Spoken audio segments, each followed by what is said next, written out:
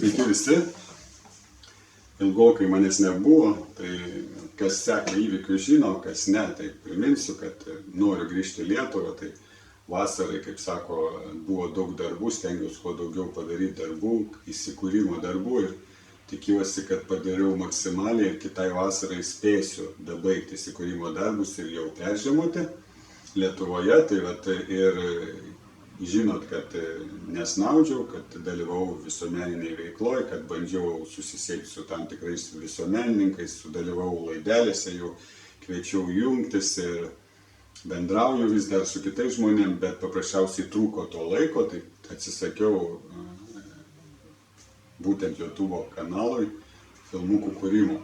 Tai va grįžtu atgal ir kas seka įvykius, žinot, kad Facebook'e šeštadieniais vykdavo laidelės ir čia mes YouTube daugiau gal koncentruosimės į trumpametražius tokius filmukus, nes daugiau patinka žmonėm trumpametražiai, kad nepraleistumėt įvykių, gal kokia maža trumpa temelė, pamąstymui, pagalvojimui ir, kaip sako, žinios, kas vyksta, kaip sekas. Tai jeigu ką, yra ant kabliuko tam tikrai aktyvūs žmonės, bet nežinomi tokie labai neypatingi visuomenininkai, bet aktyvūs žmonės, kurie norėtų prisidėti. Kažkas laukia, kol pabaigsim asociacijos įkurti, tada gal tikisi prisijungti, kažkas šiuo metu užsiėmęs, bet planuoja ir norėtų jungtis, prisijungti. Ir gali būti, kad bus ir aktyvesnių žmonių nei aš su Paulium, daleiskim, ar turinčių daugiau svorio, tai būtų, aišku, labai džiugu dėl to dalyko, bet turėkite omeny, daugiau mažiau labai žinomi visuomenininkai, jie turi savo kryptį, jie turi savo svorį ir jie po šią vėliavą sunkiai dar nenori jungtis, dar nenori tame labai stipriai dalyvauti. Apie tai kalbėti, tai reklamuoti, tai prastumti, tikisi laukia mūsų, tai va mūsų pačių, kad mes savo jėgom viską padarytume. Ir reikia to siekti. Tai va tokios naujienos, kaip sako, kas su asociacija buvo nuspręsta, kad geriau palikti specialistam asociacijos įkūrimą. Taip gali kainuoti, bet esmė tokia, kad kas kūrė asociacijas, buvo pasiūlyta dėl šios asociacijos, dėl tautos valdžios. Ir mūsų reikalavimai ir norai gavosi taip, kad žmogus neišdrįso apsiimti ir tada susisiekiau su kitais žmonėm ir gaunasi yra tam tikrų problemų ir dabar, kaip sako, man svarbiau rezultatas maksimalus, todėl dar palauksiu porą savaičių, klausiu, kaip vėl sekasi, prieš tai, kai klausiau, sakė sunkokai, esmė, manau, nežinau tiksliai, gal asmeninės problemos, bet kiek suprantu ir ne tik.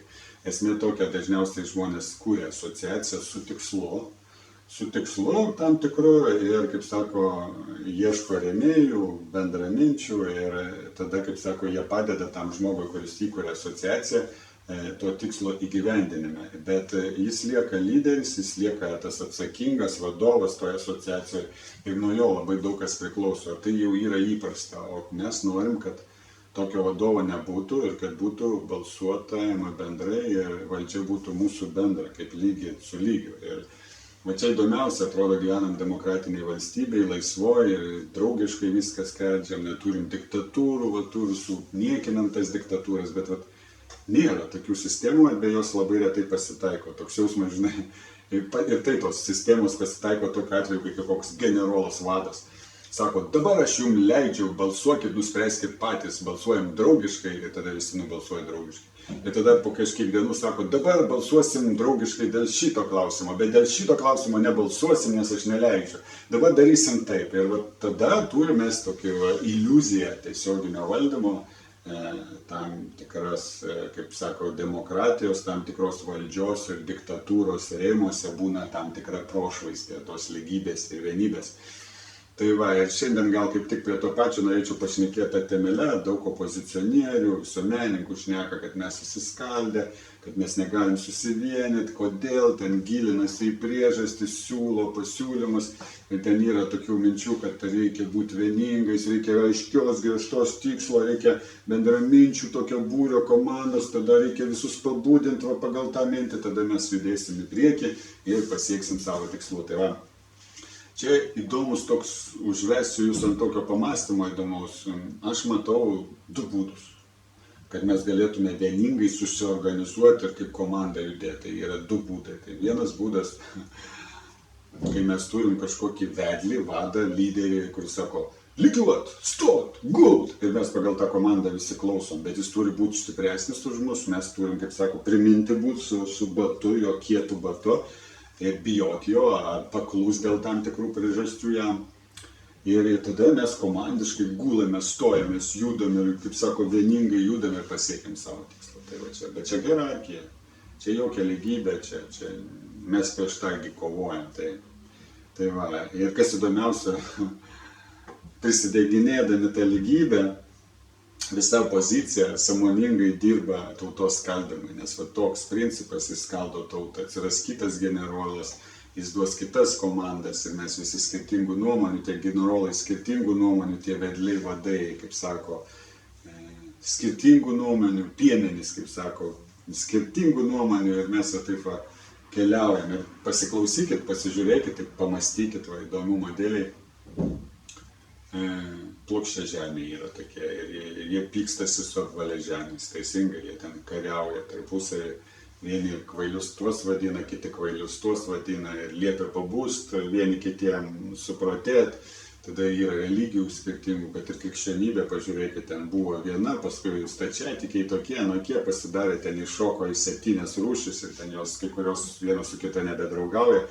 Mes visi skirtingų nuomonių ir įsivaizduokit, kas dar, suverenai irgi, jie ten atsiriboja, skaldosi, išeina iš sistemos, nes nepritarė jai ir atsitraukia, kaip sako, dar vienas variantas. Tada opozicija, žiūrėkit, balsavimas 50-50, tam jau pritarė, ant tos 50 kitų užlipo ir savotiškas toks skaldimas. Jis dabar kas už vakarus, kas už rytus, vakarai rytai skaldosi, jie ten kariauja, ten nuomonės, tu už tą, tada tu priešas, tu už tą, tu ne priešas. Tai va tai, įsivaizduojat, kiek būdų skaldytis yra, kiek tokių sukuriama galimybių mus nukreipti mūsų dėmesį ir mūsų suklaidinti, nes yra ir antras būdas, nehierarchinis, tai kai mes jungiamės kartu į tą bendrą masę, į vieningą masę su viena paprasta sąlyga, kad jeigu tarp mūsų įvyks problema, mes ją iškeliam į viešumą ir visi bendrai drauge nusprendžiam, kas iš mūsų teisus. Viskas. Ir tada neinam į asmeniškumus, išlaikom vienybę ir judam. Tada judėjimas, tikslas koks, tai negalim judėti pagal kažkokią ideologiją, turėkite omeny, kad nes kiekvienas iš mūsų tą ideologiją supras kitaip, manys, kad reikia judėti kitaip, turės savo požiūrį, kaip reikia judėti, vyks susiskaldimas. Irgi, mes kartu išsibalsuojam, ko mes norim ir ko mums reikia. Ir mes siekiam bendrai drauge, bendro poreikio, bendro intereso, bendrai išbalsuotų interesų, suprantat, ir viskas. Ir tada kas gauna šiuo metu kaip yra. Ir tada tie visi lyderiai, piemenys, vedliai, komandyriai, generolai stengiasi mūsų išbalsuotą interesą, bendrą interesą atstovauti arba įgyvendinti. O dabar mes turim atvirkščiai, dabar tie lyderiai, gelbėtojai, jie reikia visą galvą, kad jie teisūs ir kviečia jūs juos palaikyti. Ir tada jūs jiem padedant jų tikslus įgyvendinti. Toks dalykus, kurie gali būti panašus į jūsų ir jūs norit, bet jis išlieka valdžioje. Turėtų viskas būti atvirkščiai. Mes išsibalsuojam, ko norim bendrai, valdžia mūsų bendra tada lieka. Ir tada jau išsibalsavus tie lyderiai vadai bando tuos tikslus atstovauti ir juos įgyvendinti. Toks tikslas turėtų būti, jeigu mes norim pasiekti tikrą lygybę ir tikrą vienybę. Ir tokių variantų nėra, todėl opozicija susiskaldžius, valdžia kariauja dėl valdžios, o žmogus lieka už borto ir neturi galimybės. Jis tik turi galimybę, kaip sako, už tuos ar už tuos pabalsuoti, o jie ten tarp savęs kariaus. Tai va, tokią turim keistenybę, iš tikrųjų tai gali pavadinti keistenybę, keistą tokį dalyką, neįprastą iš tikrųjų. Ir matai, kad realiai sistemai ir valdžiai paranku, kad mes būtume susiskaldę, kad mes būtume nevieningi. Ir turėkite omeny, viskas gerai, galit būti plokščiažemės, gali būti už įstatymą, už mokslą, už apvalę žemę, gali būti už suverenitetą, gali būti už krikščionybę, už musulmonus, gali būti nereligingi, kokie norit gali būti. Ir jūs visi teisūs. Svarbiausia sąlyga, kad jeigu tu nebegali dėl savo principų, vienytis dėl bendro labo, bendro intereso, dėl bendrai išsibalsuojamų tikslų, tu jau degi visas, pyksti, tu nori perlypt galvą, tu nori įrodyti savo tiesą, tu nebegali su tuo žmogum būti, su juo kažką bendrą veiklą organizuoti. Iš principo, tu jau eini į kraštutinumą, tu jau perlenki lazdą. Tai va, kraštutinumai mus skaldo ir mus skatina likt kvailais, nesąmoningais, karštakošiais ir norinčiais eiti kraštutinumus, tam, kad pyktumėmės, tam, kad skaldytumėmės, tam, kad nesuprastume, negirdėtume, nežinotume tiesos, kaip susivienyti galima paprastai, kaip galima gražiai, draugiškai, be hierarchijos, be vienas kito primušimo ir dominavimo vienas ant kito eiti į vieną tikslą. Tai va, tokia mintis, pamąstymai. Pasiklausykit visos žiniasklaidos, pasiklausykit visos opozicijos. Ten taip gražiai, prisidenginėjimai, tiesa, teisybė, vienybė, ypač dabar prieš rinkimus visi taip gražiai šneka. Turėkite omenyje, aš taip juos kviečiu, sakau, atstovauk tu bendrą interesą tų žmonių, kurie tave išrinks. Davai, darom tai. Tu būsi tik atstovas. Būsim lygus kaip lygus. Ir tu atstovausi, gausi priedangą, gausi paramą, gausi viską. Skirtumas tik nuo to, ką tu dabar darai, valdžia nebus tavo. Tu negalėsi daryti taip, kaip tu nori. Tu turėsi atstovauti mūsų bendrai išbalsuotą interesą. Ir tada viskas. Žmogus pasitraukia, nes jis nori savo tiesos, jis nori savo teisybės. Ir kas įdomiausia, tos teisybės iš skirtingų kampų yra tos pačios ir savotiškai kai kuriais atvejais teisingos. Ir kiekvienas bando hiperbolizuoti savo teisybę, sureikšminti, padaryti ją svarbiausią. Ir tada, kai jis ją hiperbolizuoja, sureikšmina, jis pradeda pyktis.